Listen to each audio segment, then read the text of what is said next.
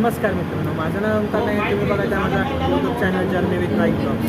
तर बेसिकली आज आपण आहे ना खूप मोठा टूर तुम्हाला मी एकविरी आईच्या ब्लॉगमध्ये सांगितलेलं की आपण पुढे जाणं म्हणजे नवीन प्लॅन बनवणार आहे, खूप मोठा ब्लॉग बनणार आहे. तर आज आपण पुढे जातो आहे, ते माझी ताई रिव्हील करणार. ताई पुढे चाललंय सांग. त्याला सस्पेन्सच राहू दे ना, समजेलच आपण कुठे चाललोय. असं नको का, मी थंबनेल टाकणार तर लोकांना समजूनच जाणार. आम्ही चाललो जोरात बोल. गणपतीपुळे. जोरात बोल. गणपतीपुळे. गणपतीपुळे. तर आज आम्ही चाललो गणपती उद्या, आज नाही उद्या म्हणजे पोचू गणपतीपुळेला. तर आज संध्याकाळी आम्ही निघालो आहे. आता 8:30 वाजताची ट्रेन पकडली आहे. इथून टिळकनगरला जाणार, टिळकनगरवरून ट्रेन पकडणार आणि मग रत्नागिरीला उतरणार. तर बघू, खूप मजा तर येणार आहे कारण आपले कंटिन्यूस ब्लॉग पहिला गणपतीचा ब्लॉग बनायला, त्यानंतर एकविरी आईचा, नंतर आता गणपतीपुळेचा. असंच पहिले सिक्वेन्स चांगले जाऊ दे. सिक्वेन्स जसे जसे चालत राहिले आपले जाऊ दे, चांगले सिक्वेन्स होत आहेत. तर मजा येणार.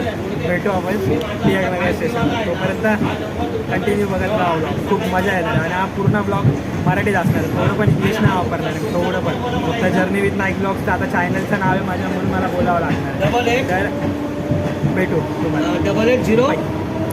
सो मित्रांनो, आता आम्ही पोचलेलो आहोत टिळकनगर टर्मिनल्सला. थोडीशी चाय पिऊन घेतली आम्ही लोकांनी आणि बसलो आहे सगळे शिडीवर लाईनीत ट्रेनची वाट बघत. 12 वाजताची ट्रेन आहे आणि आता येऊन बसलो आहे. पप्पा असं घाई नुसती घाई चल चल चल चल चल चल म्हणून निघालो, आलो, बसलो इथं. बघा कसे बघतात बघा. एवढी घाई ना, एवढी घाई विचारू नका. तर बघू, मजा तर आहे, खूप मजा येणार. कारण कमीत कमी 1.5 वर्ष झाली आम्ही जायचं बोलतो. इवन आमच्या गावातच, म्हणजे आमच्या गावाच्या म्हणजे असं बोलतो काय रस्त्यातच, इवन ते म्हणजे असं बोलतो एका रस्त्यात ते लागूनच आहे, पण आम्ही गेलो नाही कधी. पण आता चाललं आहे यावर्षी. बघू, भेटू तुम्हाला ट्रेनमध्ये किंवा डायरेक्ट स्टेशन. डायरेक्ट समजून घ्या. मला ना खूप असं बरं वाटतं आणि चांगलं वाटतं. मग मी बोलू नाही शकत तुम्हाला काय वाटतं आहे मला, ते समजून घ्या तुम्ही. चला भेटू. आता आपण जरा पुढे आलेलो आहे. बघू शकता तुम्ही, असं काहीतरी दिसतं टिळकनगर स्टेशन जंक्शन साईड. जरा पुढे आलो आहे. गाडी आहे 12 वाजून 30 मिनिटाची काहीतरी गाडी आहे. तर आमची रिझर्व नाही आहे तिकीट, विंडो तिकीट आहे पण रिझर्व नाही. कारण जर कोकणात जायचं असेल तर 1 वर्ष आधी तिकीट काढावे लागते, तर ती कुठे जाऊन रिझर्व होते. तर मग असं काहीतरी सिच्युएशन आहे. आणि आता वीकडेज आहे, फक्त काही 2 दिवस कंटिन्युअस सुट्टी आहे. तर त्यामुळे हा लफडा आहे. नाही तर अशी पण तुम्हाला भेटणार नाही तिकीट, वेटिंगच असते तुमची. तिकीट कधी पण काढा तुम्ही, वेटिंगच येणार तुमची तिकीट. कारण भेटत नाही का आमच्या साईडला गावाला जायला. रिझर्व कधीच तिकीट भेटली नाही. मला गेला मी आणि गणपतीत रिझर्व भेटली, ती पण आम्ही ACची काढलेली म्हणून आम्हाला भेटलेली तिकीट. तर मग आता बघू जाऊ दे पुढे. तर स्टेट बघत राहा तुम्ही सगळे. भेटू तुम्हाला.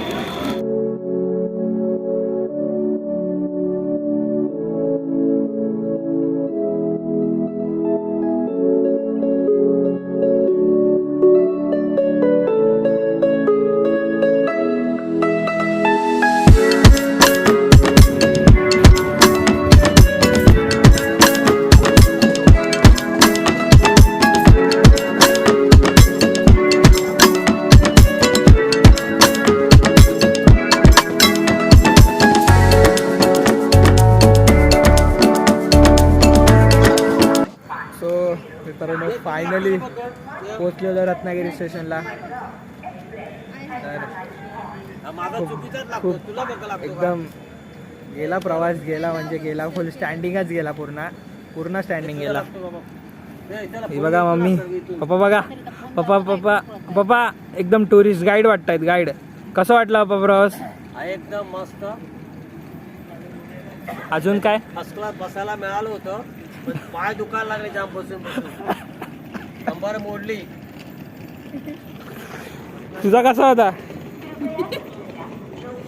एक जगह पे हम सुन हो गए, सुन तुला कसा होता प्रवास? हे लागतो का बघ चला पुढे बोल चहा पिऊ जरा. तर मग थोडंसं तो चाय पितो फ्रेश होतो आणि मग पुढे ब्लॉग कंटिन्यू. अगं नंतर उशीर झाला तर ते 2 रिक्षा करायला लागतात. चला चला चला. बघा ते बघ तो आता आम्ही बाहेर आलेलो आहे रत्नागिरी स्टेशनसाठी. स्टेशनवरून रत्नागिरी स्टेशनवरून बाहेर आलेलो आहे.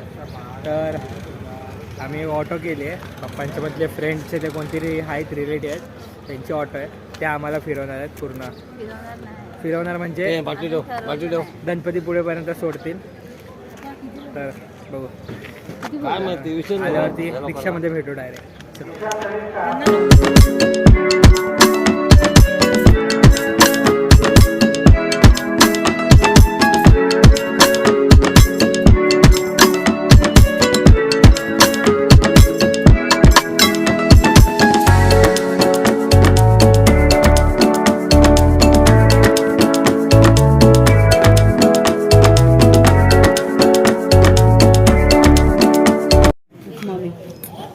या नाश्ता करायला मित्रांनो.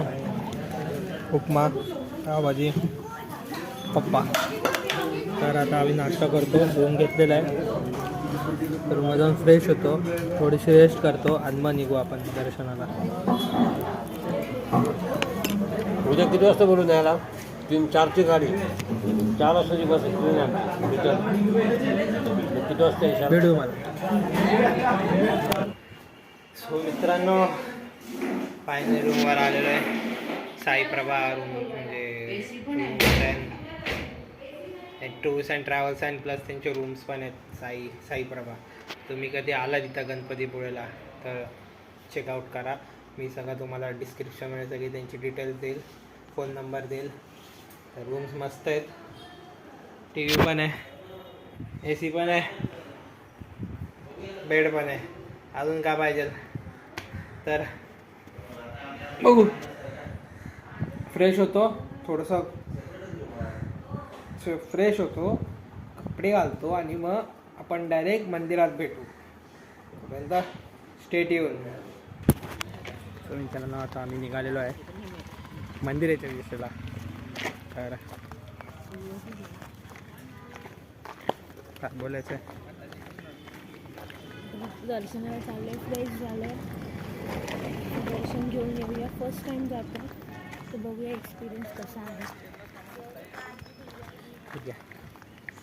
तर आलं आहे, फ्रेश बीस झालं, खाल्लं पिल्लं आणि आता थेट निघालो आहे. थेट मंदिराच्या दिशेला निघालो स्ट्रेट. आणि आम्ही ज्या हॉटेलमध्ये थांबलो आहे त्याचं हॉटेल पण खूप चांगलं आहे, नीट अँड क्लीन आहे. प्रॉपर वॉटर सप्लाय आहे. All things are clear. म्हणजे सगळ्या गोष्टी चांगल्या आहेत. तुम्ही कधी आलात तर व्हिजिट करा. अजून काय बोलू शकतो मी? अजून काहीच नाही. आपण डायरेक्ट मंदिरात भेटू.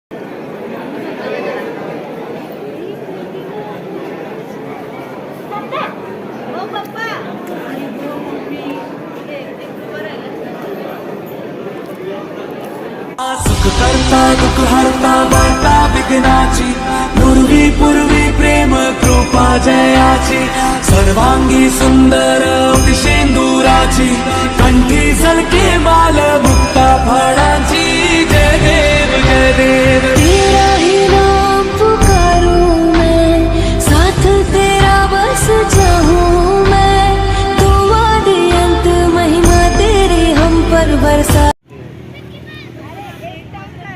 इथे मंदिर आहे ते बघा.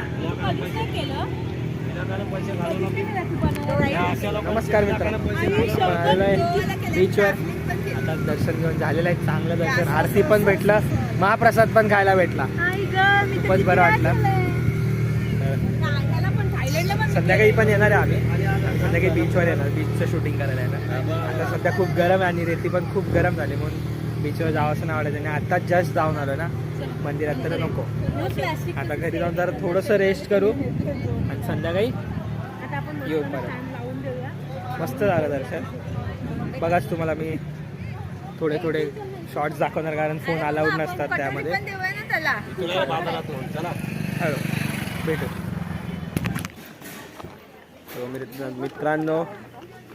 मित्रांनो माझ्या डोळ्या आणि चेहऱ्याला थोडासा इग्नोर करा कारण खूप झोप काढली आहे मी. इथून मंदिरातून गेल्यावर झोपलो मी. आता बीचवर चाललो आहे, बीचवर कुठं पळते तिकडे पळते, निस्ती पळते. कसं वाटलं मग मी दर्शन घेऊन? मस्त. खूप वर्षानंतर किती घेतलंच नव्हतं कधीच नव्हते आली, लहानपणीपासून कधीच नाही, एकदा पण नाही. कधीच नाही. काय पण भेटू तुम्हाला बीचवर डायरेक्ट. आता चला फायनली आम्ही आलेलो बीचवरती. चालू नाही केलं, मला माहिती आहे तुला, मी बघू केलं ना. आलोय फायनली, आला मुलगत पाण्यात उतरतो मस्त वेगळी मज्जा करू, मज्जा. थोडं घेऊया त्यांना पाण्यात. बाबा ठेवा चला आमचं सगळं बाजार. मोबाईल घेऊन गेला तर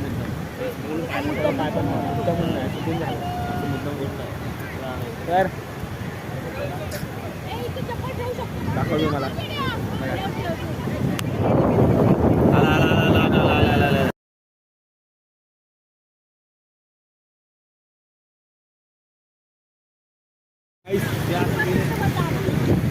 सिंगल गड्यावर बसलेत का? मजा आली, खूप मजा केली आम्ही. आवडला आपल्याला, फर्स्ट टाइम आलं पण मस्त आहे. पाणी तेवढं भारी आहे ना, पाणी तेवढं क्लिअर आहे ना, काय विचार. आबा खेकडा बघ. मोबाईल. अरे पाणी घालायचा मोबाईल होलमध्ये. हा आबा खेकडा बघा. ओंकार लाटा आले, ओंकार लाड आली.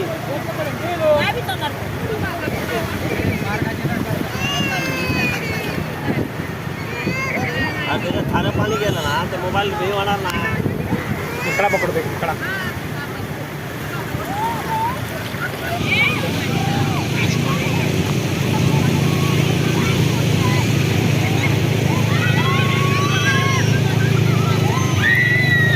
दाखव मला. हा बघा भाई, हम लोग ने खेकडा पकड़ा. आता आम्ही खेकडा पकडला त्याला सोडू. हा बघा दुसरा पण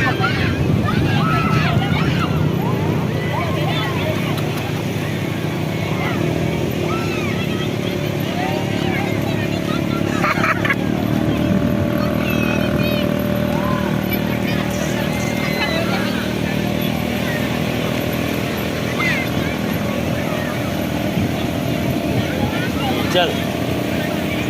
सोडताना दाखवा. सोडताना गेला.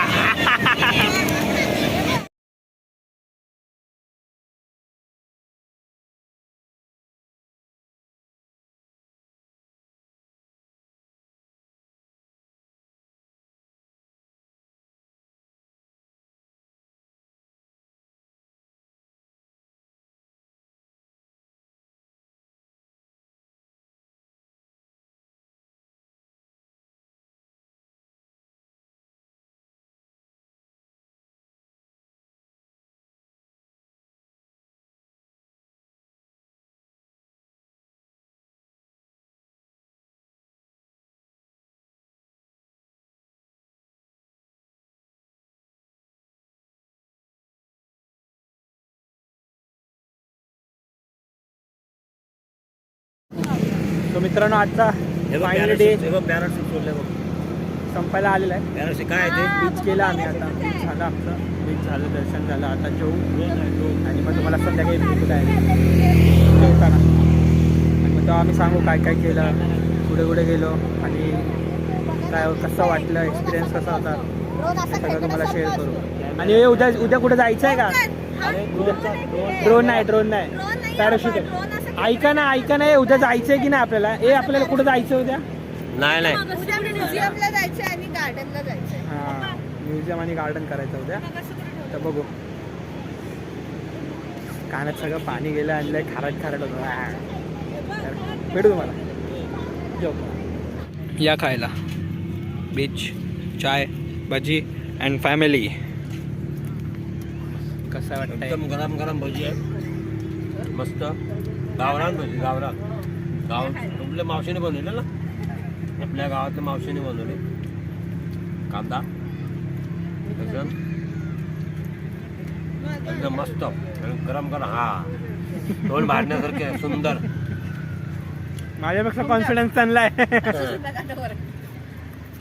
माझ्यापेक्षा कॉन्फिडन्स पप्पांना आहे माझ्या. बोलायचं असं जे आमच्या रत्नागिरीला आणि सुंदर कांदा भजी खावा. बोला परत एकदम टेस्ट.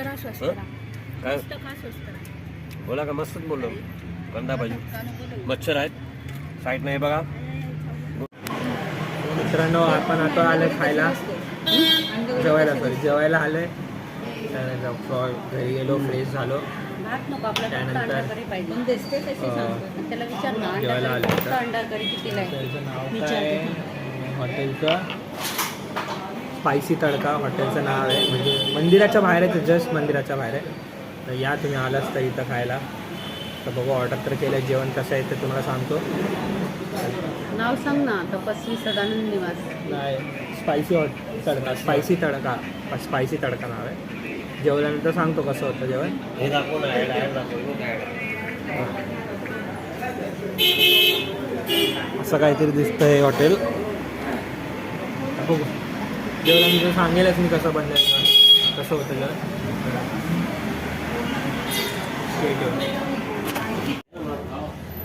मित्रांनो, घे मला कुठली पण घे, काय कसं चांगली घे पण. तर जेवण झालेलं आहे. आता मस्त जेवलो.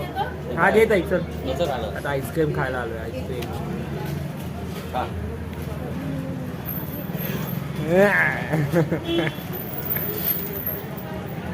थोडं पण वेस्ट नाही नव्हतं. रबडी मला आईस्क्रीम खातो आणि रूमवर जाऊन भेटू मग आपण. पुढचं मग काय ते उद्याचं प्लॅन बघू, काय तो डिस्कस करू. पण तुम्हाला सांगतो. चला भेटू. तो नमस्कार. फायनली आम्ही चेकआउट केलेलं आहे आणि ॲज युजल माझ्या कॅमेऱ्याने घाण केलेली आहे. मी जो नाश्ता व्हिडिओ ब्लॉग शूट केलेला ला व्हॉईसच येत नाही. तर मग आता इथून कंटिन्यू करेल ब्लॉग. आम्ही नाश्त्याला उपमा खाल्लेला, सांगून टाकतो. नाश्त्याला उपमा खाल्लेला आणि काय नव्हतं, चहा पिली. सगळं सामान आलं का बघा अजून. आणि आता आम्ही चाललो गार्डनमध्ये. एक आहे इथं जवळपासच आहे, त्यासाठी तिकडे जातो आणि मग तुम्हाला तिथं भेटतो.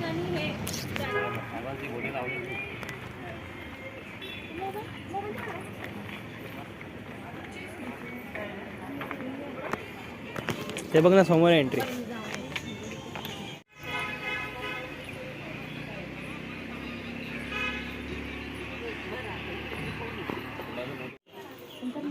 उभी राहा, चल.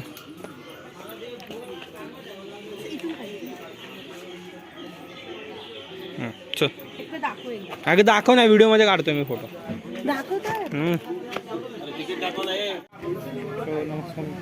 आपण आलोय प्राचीन कोकण, म्हणजे टुरिस्ट प्लेस आहे. तुम्ही कधी गणपतीपुळे आला की विजिट करा. खूप जवळ आहे मंदिरापासून. तर फॅमिली बरोबर आलो आहे. प्राचीन कोकण म्हणजे जवळजवळ 500 वर्ष आधी कोकण कसं होतं हे सांगता येईल. बघू तुम्हाला दाखल सगळे क्लिप्स बघा, मस्त आहे, मजा येते बघायला. तर भेटू. सेंटर ही आमची संस्था आहे आणि या ठिकाणी आम्ही पर्यटनातून रोजगार निर्मिती हा विषय घेऊन इथे काम करत आहोत. इथे आम्ही हा पार सुमारे 400 वर्षापूर्वी बांधला. जेव्हा पार बांधला गेला तेव्हा इथे पिंपळाचे रोप लावण्यात आले. म्हणजे हा पिंपळ सुद्धा 400 वर्षापूर्वीचा जुना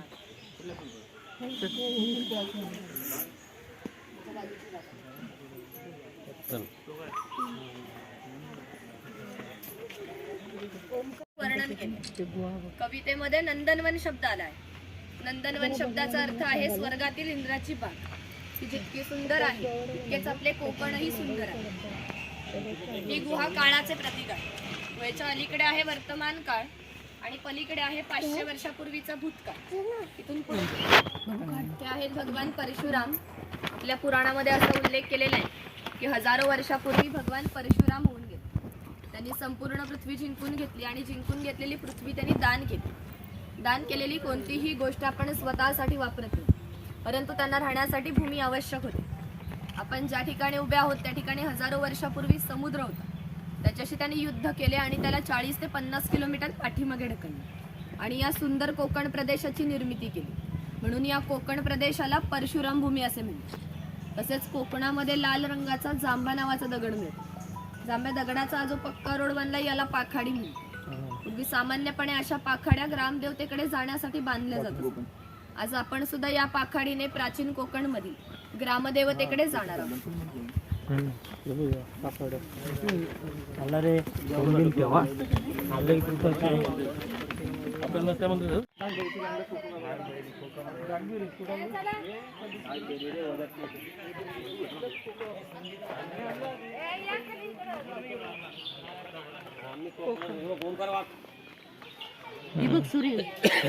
सूर्य बागो केलो नाही वाला तो काय गो रामाचं जी नाही फिरता डुकर घेऊन.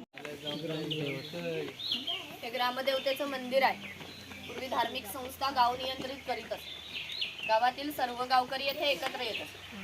जर गावात भांडणे झाली तर संपूर्ण गाव येथे एकत्र येऊन गावप्रमुख त्यांच्यासमोर न्यायदान करीत असत. आणखी एक महत्वाचे वैशिष्ट्य म्हणजे जगभर अशी प्रथा आहे की प्रत्येक जाती धर्माचे लोक आपापल्या देवाकडे जातात.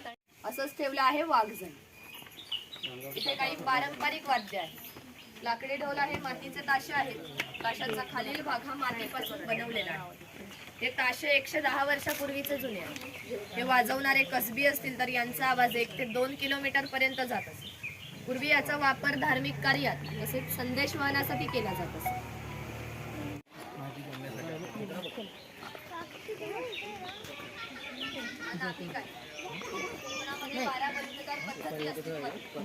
म्हणजे नाभिक, सुतार, कासार हे लोकांच्या घरोघरी जाऊन सेवा पुरवत असतात. त्या बदल्यात त्याला पैसे नव्हे तर केवळ धान्य मिळते. एका नाभिकाला एका कुटुंबातील पुरुषाचे घरी जाऊन केस आणि दाढी करण्याची वर्षभरासाठी 4 पायली म्हणजे आताचे 8 किलो धान्य मिळत असते.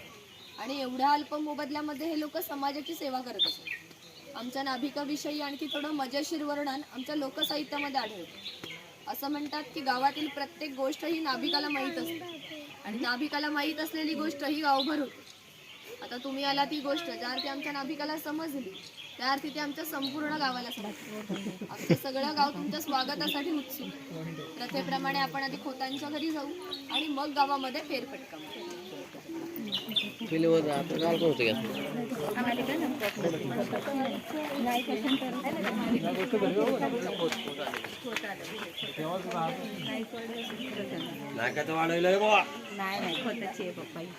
खोत कोण जो मेन गावातला. हां इन शॉर्ट हे खोत आहे. राजाच्या गावातील थेट प्रतिनिधी म्हणजे खोत. मम्मी भागली बघ.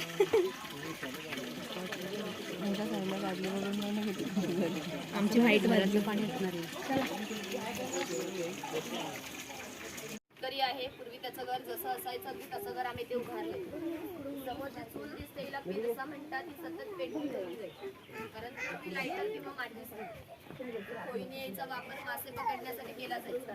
तिला वरती वेलीने बांधून पाण्यात ठेवली जाते. अंतर्गत रचना अशी आहे की एकदा आत गेलेला मासा पुन्हा बाहेर पडू शकत.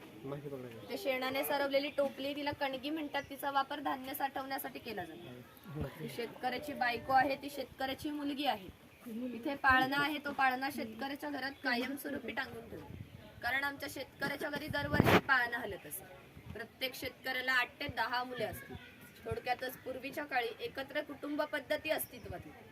हे उचल आहे. याचा वापर कपडे सुकत घालण्यासाठी केला जात असे आणि ते कोकणातील गौरी गणपतीचा सण दाखवतो. दिवस आले की लाल मातीचे गणपती तयार करणे. उन्हाळा आला की मातीची मडकी तयार करणे. दिवाळीच्या वेळेला पणत्या तयार करून प्रत्येकाच्या घरोघरी नेऊन पोचवण्याचे काम कुंभार करीत असते. एखाद्याचं घर बांधायचं असेल तर तो त्याच्या घरी जाऊन कौले तयार करून देतात. हे सफेद रंगाचे मडके दिसते हे माडी काढायचे मडके. कोकणामध्ये नारळाची झाडे भरपूर प्रमाणात आहेत. त्यांना नारळ येण्यापूर्वी पोई येते. त्या पोईला आडवा काप दिला जातो. बाजूने विशिष्ट प्रकारचा झाडपाला लावला जातो. तो पाला आतील माडी शोषून घेतो आणि थेंब थेंब गळणारी माडी मडके वरचे वर लावून त्यामध्ये साठवली जाते. काळाच्या ओघात 12 बलुतेदारांचे व्यवसाय नष्ट होत चालले, परंतु माडी काढण्याचा व्यवसाय अजूनही व्यवस्थित चालतो. बनवून देण्याचे काम सोनार करीत असते. याच्या अप्रतिम कलाकुसरीमुळे याच्या दागिन्यांना जगभर मागणी होती. शिमगा, नवरात्र आणि अन्य वेळेला ग्रामदेवतेला दागिने घालण्याचा मान हा सोनाराचा असतो.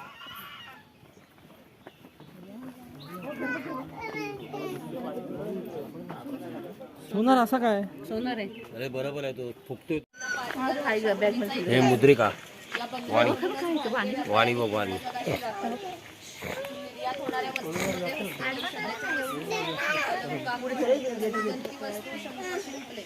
इत्यादी वस्तूंची निर्यात वाणी करत असते.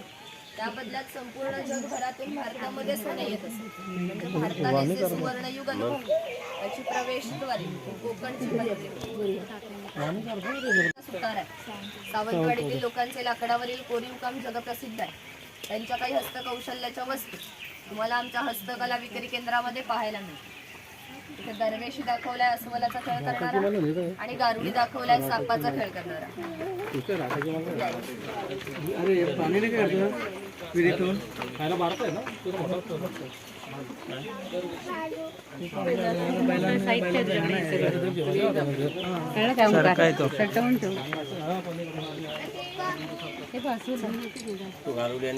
गारुडी आणि साप असवला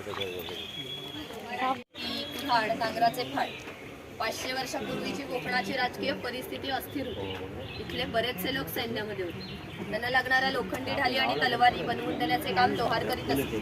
याचे वैशिष्ट्य म्हणजे अजूनही कोकणात खोत आणि मराठा यांच्याकडे काहीशे वर्षापूर्वीच्या तलवारी आहे. दर दसऱ्याला त्यांची पूजा केली जाते. हा तेली आहे. पूर्वी कोकणी माणसं आपल्या जेवणामध्ये खोबरेल तेलाचा वापर जास्त प्रमाणात करीत असत.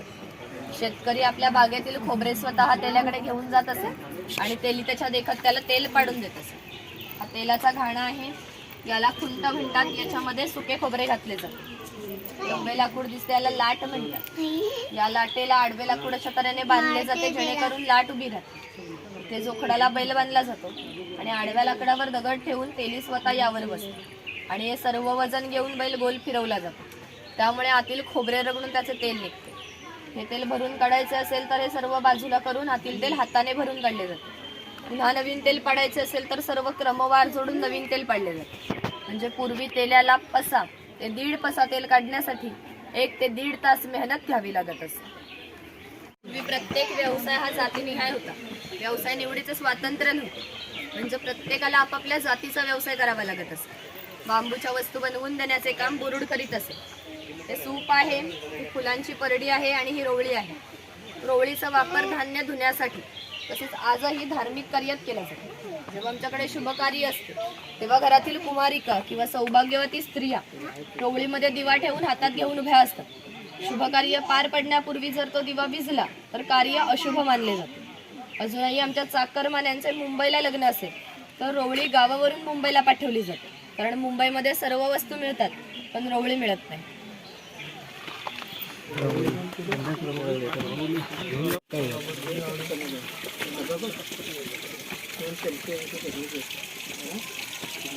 हे स्वयंपाकघर आहे. पूर्वी घरामध्ये दगडमातीच्या वस्तू असत. इथे जातनीसारखे दिसते याला घिरट म्हणतात. जातनीमध्ये धान्य दळून निघते तर घिरटामध्ये भात घातले जाते. तेव्हा का तांदूळ बाहेर निघतो आणि कोंडा बाजूला होतो. ते मोदक पात्र आहे म्हणजे पूर्वीचा कोकणी कुकर. त्याच्यामध्ये खाली पाणी घातले जाते. चाळणीवरती केळीचे पान ठेवून यावर मोदक ठेवले जातात आणि झाकण ठेवून मोदक पात्र चुलीवर ठेवले जाते. त्यामुळे आतील मोदक शिजून निघतात. हे पुराणी यंत्र आहे. याच्यामध्ये शिजवलेली डाळ घातली जाते आणि हे दोन्ही बाजूने उलट सुलट फिरवले जातात. त्यामुळे आतील डाळ वाटून निघते आणि त्याच्या गोड पुरणपोळ्या बनवल्या जातात. ही वाटलेली डाळ इथून बाहेर निघते. आपण ज्या शेवया काढतो ते शेवया काढायचे हे लाकडी यंत्र. इथून पीठ घालून वरून प्रेस केलं जातं. शेवया घालून बाहेर निघतात. हे शेवया काढायचे लोखंडी यंत्र आहे. तिथे शेवयाचा लाकडी पाट आहे. ही चहाची किटली आहे. त्याच्या बाजूला टिफिन बॉक्स आहे. वरती पाण्याचा तांब्या, खाली 3 डबे आहेत. बाजूला 2 चमचे आहेत. टिफिन बॉक्स दोन्ही बाजूने लॉक केलेले आहे. इथे लाकडी चमचे आहेत आणि ही दगडी उखळ आहे. यामध्ये पूर्वी भाताचे पोहे मुसळाच्या सहाय्याने काढले जात असत. आपल्याकडे आता जो भात असतो तो रात्री भिजत घातला जातो. सकाळी त्याच्यातले पाणी काढून पोह्याच्या खापरावरती भाजला जातो आणि या उखळामध्ये घालून मुसळाच्या सहाय्याने काढलं जातं. त्याचे पोहे तयार होतात. यावरून तुमच्या लक्षात येईल की पूर्वीचे जीवन किती कष्टमय होते आणि हजारो वर्षे ते याच पद्धतीने जगले गेले. कासार आहे. मगाशी सांगितल्याप्रमाणे 12 बलुतेदार लोकांच्या घरोघरी जाऊन सेवा पुरवत होते. त्याप्रमाणे कासार मुलीच्या घरी आले. पूर्वी कोकणातील मुलींची लग्ने वयाच्या 8व्या ते 10व्या वर्षी होते. तोपर्यंत कासार मुलीला बांगड्या भरण्याचा कोणताही मोबदला घेत नसतो. ज्यावेळी मुलीचं लग्न होईल त्यावेळी मुलीचे वडील कासाराला एक छोटासा सोन्याचा दागिना देतात. या व्यतिरिक्त कोणताही मोबदला कासाराला मिळत नाही. म्हणजेच हा कासार 8 ते 10 वर्ष मुलीला क्रेडिट देतात. म्हणजे पूर्वीची समाज रचना एकमेकांच्या विश्वासावरती आधारलेली होती. थोडक्यातच 12 बलुतेदार आपले काम कोणत्याही नफा तोट्याचा विचार न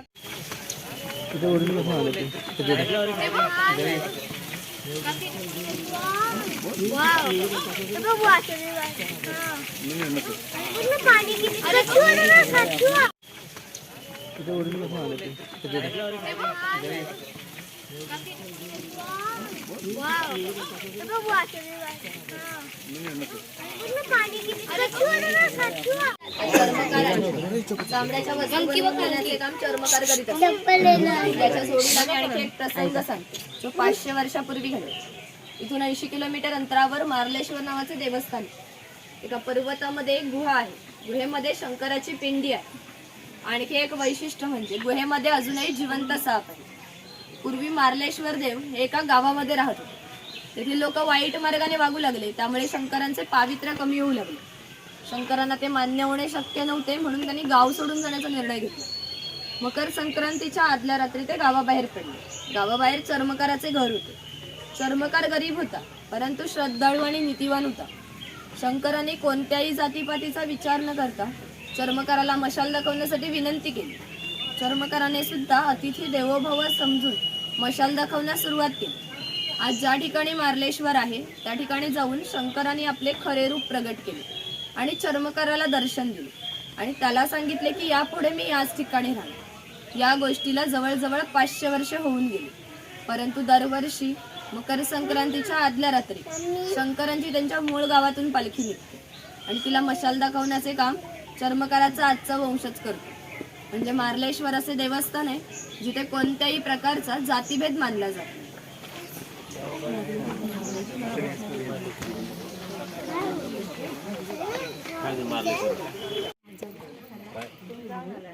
मी जाऊन झालं मार्लेश्वरला ओरिजिनल सेम कसं आहे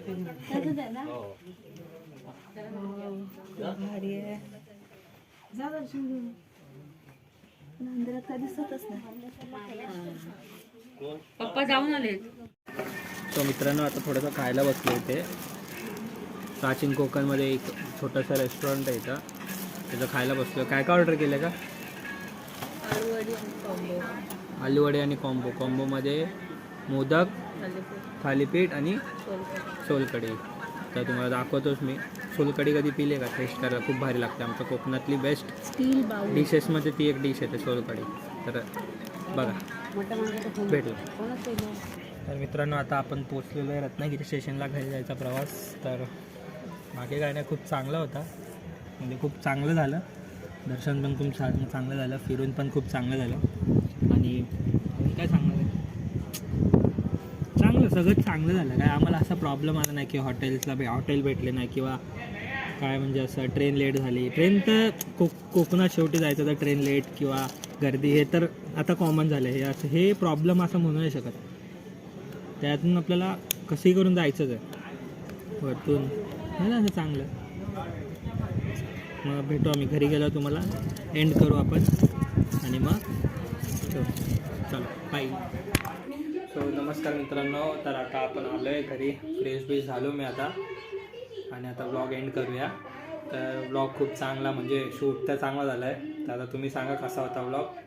आणि काय असा प्रॉब्लेम तर आला नाही आम्हाला. एकदम स्मूथली पूर्ण टूर गेला. तर आणि नेक्स्ट टूरसाठी तुम्ही